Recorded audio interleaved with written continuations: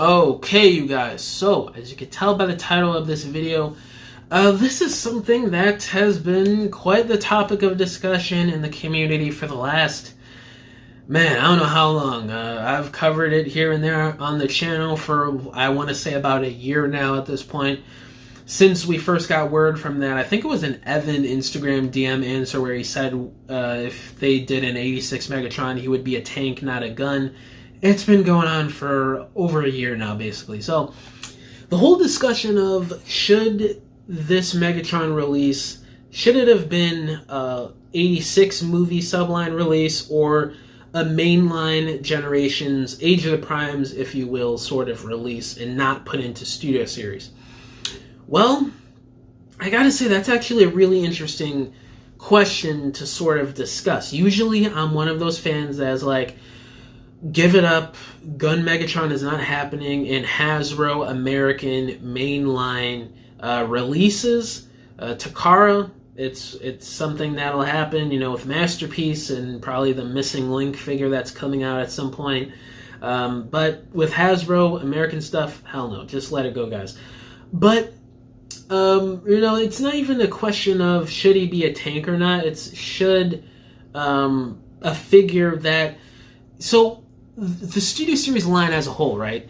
It's something that is billed as cartoon, movie, comic accuracy, game accuracy, whatever subline you want to talk about, with scaling, details, look of the robot, etc. But then you have 86 Megatron here, and he kind of defies one of the main selling points of Studio Series the last 7 years since it came out in 2018. And that's the accuracy department. I don't know what cut of the 86 movie where Megatron transformed into a freaking Earth mode tank of some sort. You know, and I'm not even somebody that is like pro Megatron should only be a gun and he should never be a tank or a jet or a helicopter, just a gun. Hell yeah, G1. I'm not that kind of fan. But when it comes to, you know, sticking to your guns of what Studio Series is, I do question this. It does get a little tricky to me. And I am among the belief that, I know it's kind of crazy to say this, but I'm kind of siding with the G1ERs on this. I know, guys, I know. chrisjaammm is siding with the crazy G1ERs. Why was he released in Studio Series when he's a tank, when Studio Series 86 is a line based off accuracy and he never turned into a tank in the movie? I know. It's insanity. But hear me out, okay?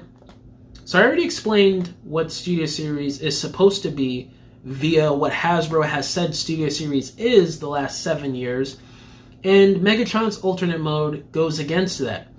It's not accurate to the movie.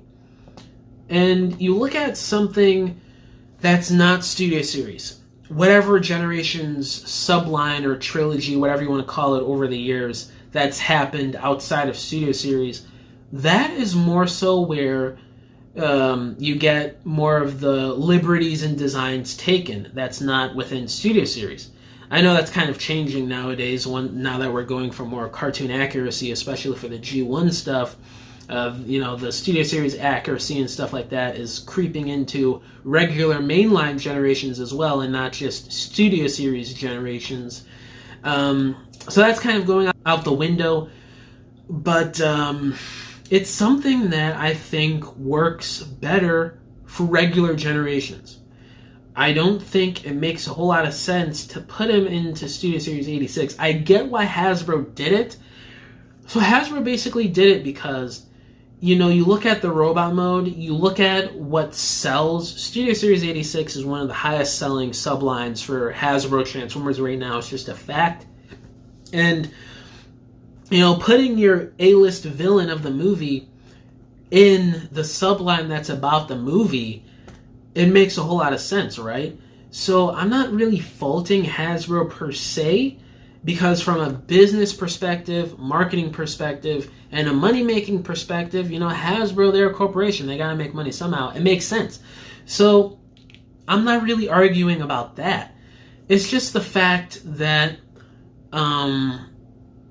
they went with this decision in the first place when they could have done it where, okay, hear me out, guys. This is a bit of a crackpot theory, but I think to make things a bit less confusing, especially for the G1ers who make up, a large part of the fandom, instead of causing mass divide with G1ers, you could have just you could have released this mold as, let's say, in the Age of the Primes generation subline, and then you release a more faithful leader class, or maybe even a commander class, depending on the engineering, because, turning into a gun in Megatron's robot mode, it is more harder to engineer, I'd assume, especially for a mainline release, than it would be to turn, to focus on the robot mode and turn him into a tank.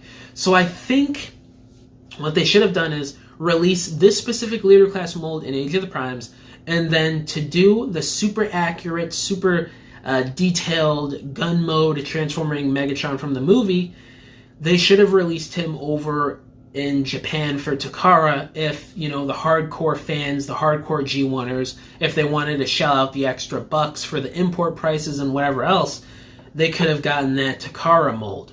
I think that would have been a better way to go. But obviously, I don't know the logistics and everything behind the scenes. Maybe they couldn't do that, or maybe it would cost too much money. I don't know. I'm no expert on toy production. But that's an idea that popped into my head. I think that would have been more ideal. You make the gun accurate thing a Takara exclusive, because obviously you can't sell the full thing here in the States. It would have to be, imported. And then you release the more family-friendly U.S. Law-friendly version, as opposed to being in the 86 line, you put it in Age of the Primes for a Generations line that is more about taking liberties with character designs. I think that would have been a better compromise, but again, I don't know why they didn't do that, what the reasoning could be. There could be a reasoning from Hasbro and Takara that actually makes sense. I don't know. But that's, I do agree with G1ers. It is kind of odd seeing this in a line called Studio Series that's all about scale and accuracy and how they appeared on screen, But yeah, guys, that's pretty much it for this video. Just want to talk about this topic that has been going around the Transformers community, especially with G1ers the last year. It's really been a huge topic of discussion online. I'm actually kind of surprised I'm just now talking about this on the channel. I should have done this like a month or two ago, but better late than never, am I right, guys? But yeah, let me know down in the comments below.